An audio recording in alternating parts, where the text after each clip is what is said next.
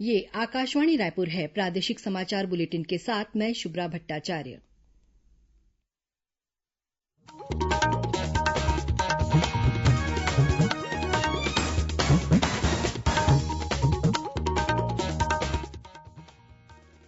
और अब पेश है आज के मुख्य समाचार। मरवाही उपचुनाव के लिए नामांकन पत्रों की जांच के दौरान जनता कांग्रेस छत्तीसगढ़ के अमित जोगी और ऋचा जोगी सहित 6 उम्मीदवारों के नामांकन पत्र रद्द किए गए। इस उपचुनाव के लिए कांग्रेस, भाजपा सहित विभिन्न प्रत्याशियों ने अपना प्रचार अभियान तेज किया।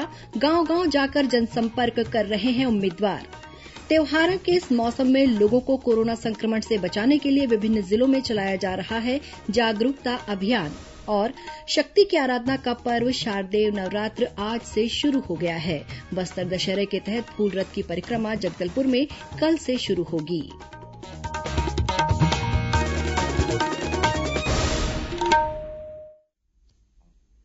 कोरोना महामारी के खिलाफ देश एकजुट होकर लड़ रहा है। आप भी हमारे साथ सुरक्षा और बचाव के 3 आसान एहतियाती उपायों का संकल्प लें। कोविड-19 से बचाव और सुरक्षित रहने के 3 उपाय। मास्क लगाएं, 2 गज दूरी है जरूरी, सुरक्षित दूरी रखें, हाथ और मुंह साफ रखें।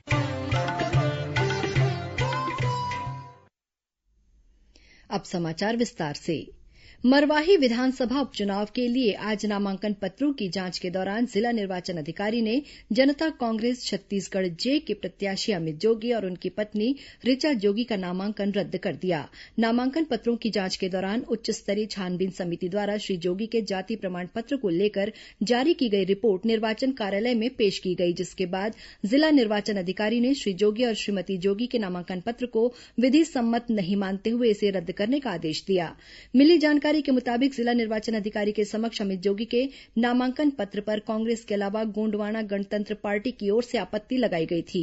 गौरतलब है कि छानबीन समिति द्वारा अमित जोगी के जाति प्रमाण पत्र को निरस्त कर दिया गया है। श्री जोगी ने इस मामले में अपना पक्ष रखने के लिए समय मांगा, जिसे जिला निर्वाचन अधिकारी ने अस्वीकार कर दिया। बाद में मीडिया से चर्चा करते हुए श्री जोगी ने आरोप लगाया कि उनके जाति प्रमाण पत्र को लेकर उच्च स्तरीय छानबीन समिति के आदेश की कॉपी उन्हें नहीं दी गई है और न ही इस मामले पर उन्हें जवाब देने का समय दिया गया। श्री जोगी ने इस फैसले के खिलाफ अदालत जाने की बात कही। उन्होंने कहा कि उनका नामांकन निरस्त होने के बाद नया पार्टी प्रत्याशी तय करने को लेकर कोर कमेटी द्वारा फैसला लिया जाएगा। विधायक और पूर्व मंत्री बृजमोहन अग्रवाल ने श्री जोगी के जाति प्रमाण पत्र को रद्द किए जाने को नैतिक तौर पर गलत बताया है। उन्होंने कहा कि चुनाव स्वतंत्र और निष्पक्ष तरीके से होने चाहिए। दूसरी ओर प्रदेश कांग्रेस ने छानबीन समिति और चुनाव आयोग के फैसले का स्वागत किया है। आज नामांकन पत्रों की जांच के दौरान अमित जोगी और ऋचा जोगी सहित 6 उम्मीदवारों के नामांकन पत्र रद्द किए गए। जिन उम्मीदवारों के नाम निर्देशन पत्र निरस्त किए गए उनमें पुष्पेश्वरी कंवर, मूलचंद कुशराम, ओमकरण पोर्ते और गुलाब सिंह का नाम भी शामिल है। जिला निर्वाचन कार्यालय के मुताबिक जो उम्मीदवार अपनी जाति संबंधी कोई वैध दस्तावेज पेश नहीं कर पाए, उनके नामांकन पत्र निरस्त कर दिए गए हैं। इस उपचुनाव के लिए 19 उम्मीदवारों ने नामांकन पत्र दाखिल किया था। अनुसूचित जनजाति के लिए आरक्षित इस विधानसभा क्षेत्र में हो रहे उपचुनाव के लिए नामांकन वापस लेने की अंतिम तारीख 19 अक्टूबर है। इस सीट के लिए मतदान 3 नवंबर को होगा। इस बीच मरवाही विधानसभा उपचुनाव के लिए राजनीतिक दलों के साथ ही विभिन्न उम्मीदवारों के प्रचार अभियान में तेजी आ गई है। भाजपा उम्मीदवार डॉक्टर गंभीर सिंह ने इस विधानसभा क्षेत्र के निमधा, खुरपा, पंडरी और सेवनी सहित कई गांवों में जनसंपर्क किया। इसी तरह पूर्व संसदीय सचिव चंपादेवी पावले ने भी भाजपा उम्मीदवार के पक्ष में लरकेली गांव में एक चुनावी सभा को संबोधित किया। वहीं प्रदेश कांग्रेस अध्यक्ष मोहन मरकाम ने पार्टी प्रत्याशी डॉक्टर के ध्रुव के पक्ष में आज लोहारी, बेलझिरिया सहित अनेक गांवों में जनसंपर्क किया। इससे पहले उन्होंने उसाड़ गांव में नुक्कड़ सभा को संबोधित भी किया। इस बीच कांग्रेस ने इस उपचुनाव के लिए स्टार प्रचारकों की सूची भी जारी कर दी है। इनमें पार्टी के वरिष्ठ नेता मोतीलाल वोरा, पीएल पुनिया और रणदीप सिंह सुरजेवाला के साथ मुख्यमंत्री भूपेश बघेल और राज्य सरकार के विभिन्न मंत्रियों के अलावा पार्टी के वरिष्ठ नेताओं के नाम शामिल हैं। जमीन की ई रजिस्ट्री की प्रक्रिया को आसान बनाने और इसमें लगने वाला समय कम करने के लिए पंजीयन विभाग ने एक नया नियम लागू किया है। इसके अनुसार अब प्रॉपर्टी की कीमत का 5% स्टाम्प पेपर खरीदने के बाद ही रजिस्ट्री के लिए ऑनलाइन अपॉइंटमेंट मिलेगा। महानिरीक्षक पंजीयन और मुद्रांक धर्मेश साहू ने बताया कि ई पंजीयन प्रणाली के तहत ये बात सामने आ रही है कि अपॉइंटमेंट तो ज्यादा लिए जा रहे हैं, लेकिन रजिस्ट्री कम हो रही है। इससे ये बात स्पष्ट हुई कि लोग अनावश्यक रूप से अपॉइंटमेंट बुक करा रहे हैं, जिससे अन्य लोगों को बेवजह इंतजार करना पड़ रहा है। ऑनलाइन अपॉइंटमेंट की व्यवस्था को और बेहतर बनाने के लिए अब न केवल प्रॉपर्टी की कीमत का 5% स्टाम्प पेपर ऑनलाइन अपॉइंटमेंट के पहले खरीदना होगा, बल्कि पोर्टल पर अब रात की बजाय सुबह 8 बजे से अपॉइंटमेंट देने की शुरुआत की जाएगी और अगले 15 दिनों तक के लिए ऑनलाइन अपॉइंटमेंट लिए जा सकेंगे। वहीं राजधानी रायपुर के पंजीयन कार्यालय में अधिक दस्तावेज जमा होने के कारण 5वां उप पंजीयक कार्यालय खोलने की मंजूरी भी दी गई है। इस पंजीयन कार्यालय में रायपुर SR5 नाम से पंजीयन किया जा सकेगा। पक्षकार इसके लिए सोमवार 19 अक्टूबर से अपॉइंटमेंट प्राप्त कर सकेंगे। इसके लिए हेल्पलाइन नंबर भी जारी किया गया है। पंजीयन कार्यालयों में कोरोना संक्रमण से बचाव संबंधी निर्देशों का पालन करना भी जरूरी होगा।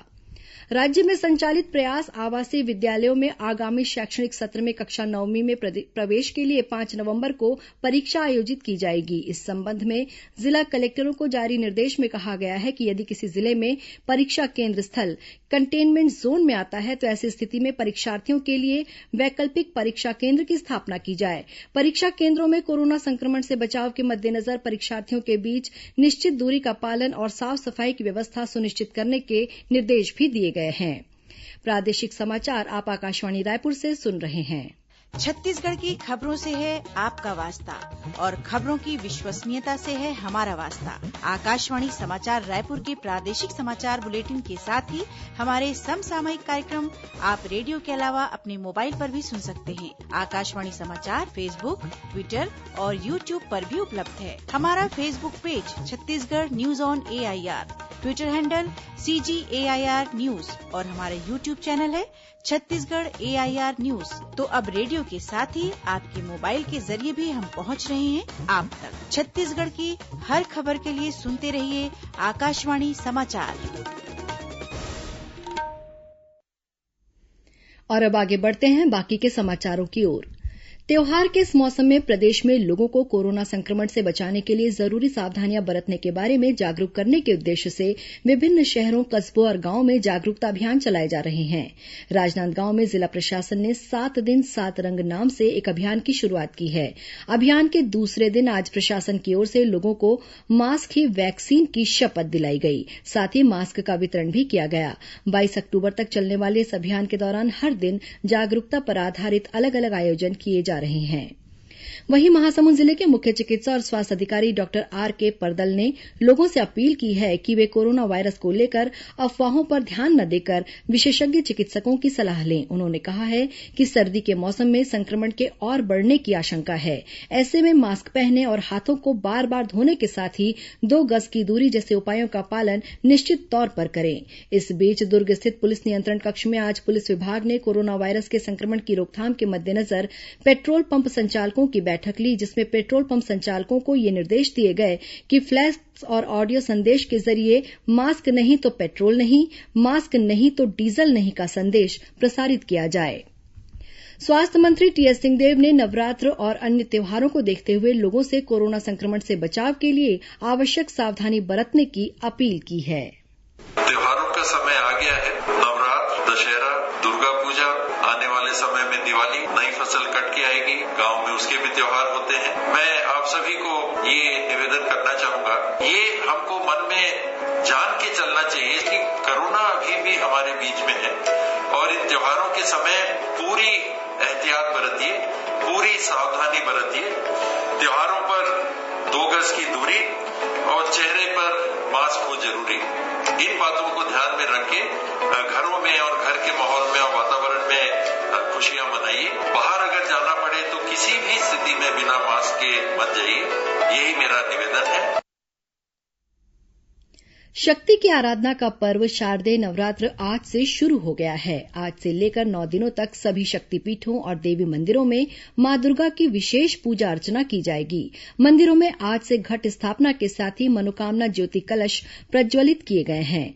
प्रदेश की प्रमुख शक्तिपीठों दंतेवाड़ा में मां दंतेश्वरी, रतनपुर और रायपुर स्थित महामाया मंदिर और डूंगरगढ़ स्थित मां बमलेश्वरी के मंदिरों में शारदेय नवरात्र के दौरान विभिन्न धार्मिक आयोजन होंगे। हालांकि इस वर्ष कोरोना महामारी को देखते हुए प्रदेश के सभी मंदिरों में संक्रमण से बचाव संबंधी दिशा निर्देशों का पालन करना अनिवार्य होगा।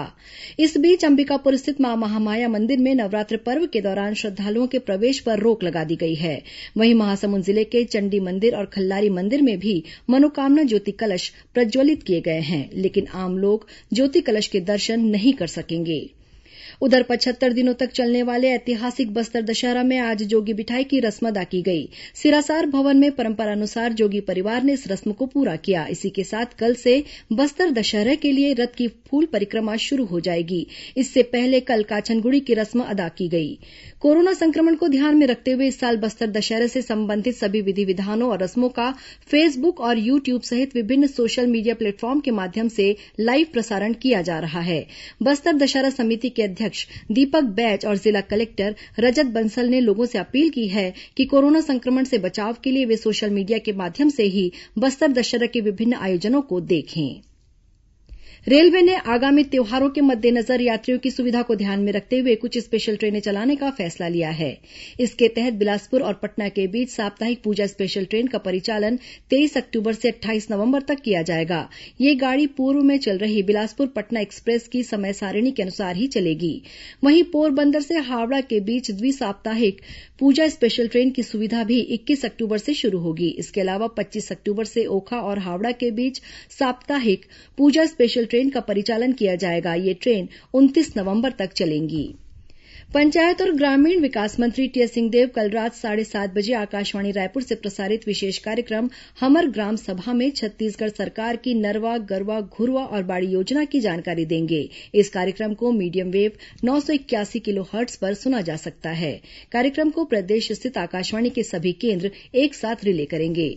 वन मंत्री और राजनांदगांव जिले के प्रभारी मंत्री मोहम्मद अकबर ने खैरागढ़ और डोंगरगांव अनुविभाग में राजस्व प्रकरणों के निराकरण में देरी होने पर असंतोष जताया है। राजनांदगांव में समीक्षा बैठक के दौरान श्री अकबर ने खैरागढ़ और डोंगरगांव अनुविभागों के तहसीलदारों और नायब तहसीलदारों को स्थानांतरित करने के निर्देश दिए हैं। उन्होंने कहा कि राजस्व अधिकारी ये सुनिश्चित करें कि पटवारी मुख्यालय में रहें। बैठक में श्री अकबर ने माओवाद प्रभावित क्षेत्रों में स्वीकृत कार्यों की प्रगति की भी समीक्षा की। रायपुर बिलासपुर मार्ग पर स्थित छोकरा नाला में बने पुराने उच्च स्तरीय सुपर स्ट्रक्चर के क्षतिग्रस्त हो जाने के कारण इसे विस्फोट से तोड़ा जाएगा। इस वजह से 19 अक्टूबर को रात 12 बजे से 20 अक्टूबर सुबह 4 बजे के बीच यहां के सभी और पुलों पर आवागमन पूरी तरह बंद रहेगा। ये जानकारी लोक निर्माण विभाग के कार्यपालन अभियंता की ओर से दी गई है। और अब पेश है मौसम का हाल। आगामी 24 घंटों के दौरान प्रदेश के 1-2 स्थानों पर आकाशीय बिजली गिरने की चेतावनी दी गई है। इसके साथ ही प्रदेश के दक्षिणी इलाके में बारिश होने की संभावना भी है। रायपुर स्थित मौसम विज्ञान केंद्र के मुताबिक मध्य बंगाल की खाड़ी और आंध्र प्रदेश के दक्षिण तटीय इलाके में एक चक्रवाती घेरा बना हुआ है। वहीं पूर्व, मध्य और उत्तर पूर्व अरब सागर में बने निम्न दाब के क्षेत्र के और अधिक प्रबल होने के आसार हैं। इसके प्रभाव से कल राज्य में कुछ स्थानों पर हल्की से मध्यम बारिश हो सकती है। वहीं लगातार बारिश की वजह से सुकमा जिले के अंदरूनी इलाकों में कई स्थानों पर आवागमन बाधित होने के समाचार मिले हैं। हमारे संवाददाता के अनुसार मुकरम गांव के पास नाले में पानी भरने की वजह से व्यापारी और ग्रामीण चिंतलनार साप्ताहिक बाजार नहीं पहुंच सके। अब कुछ अन्य खबरें संक्षिप्त में। महासमुंद जिले के सरायपाली में फर्जीवाड़े के आरोप में एक पटवारी को निलंबित कर दिया गया है। साथ ही उसके सहयोगियों के खिलाफ मामला दर्ज किया गया है। एसडीएम सरायपाली की अगुवाई में गठित जांच टीम ने छापामार कार्रवाई में पटवारी के कार्यालय से वरिष्ठ अधिकारियों की फर्जी सील और 28 किसान किताब जब्त की हैं। पोस्ट मैट्रिक छात्रवृत्ति के आवेदन और इसके वितरण की ऑनलाइन व्यवस्था के लिए महासमुंद जिला आदिवासी विभाग ने तिथियां घोषित कर दी हैं। महासमुंद जिले को एडवांस लाइफ सपोर्ट सिस्टम वाली एम्बुलेंस की सुविधा दी गई है। इससे गंभीर रूप से बीमार मरीजों को एक अस्पताल से दूसरे अस्पताल तक पहुंचाने में आसानी होगी। दुष्कर्म के आरोप के बाद निलंबित किए गए रायगढ़ जिले के पत्थलगांव थाने के तत्कालीन टीआई ने 1 साल बाद आत्मसमर्पण कर दिया है।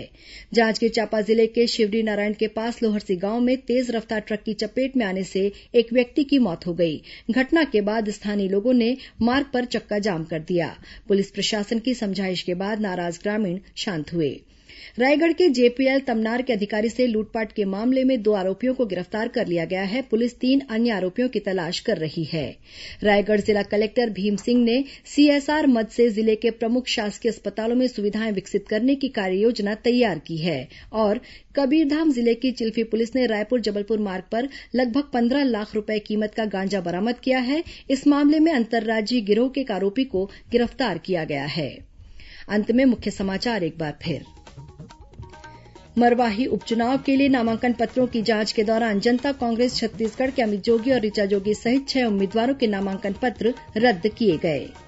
इस उपचुनाव के लिए कांग्रेस भाजपा सहित विभिन्न प्रत्याशियों ने अपना प्रचार अभियान तेज किया। गांव-गांव जाकर जनसंपर्क कर रहे हैं उम्मीदवार। त्योहारों के इस मौसम में लोगों को कोरोना संक्रमण से बचाने के लिए विभिन्न जिलों में चलाया जा रहा है जागरूकता अभियान। और शक्ति की आराधना का पर्व शारदेय नवरात्र आज से शुरू हो गया है। बस्तर दशहरा के तहत फूल रथ की परिक्रमा जगदलपुर में कल से शुरू होगी। इसी के साथ प्रादेशिक समाचार बुलेटिन समाप्त हुआ। नमस्कार।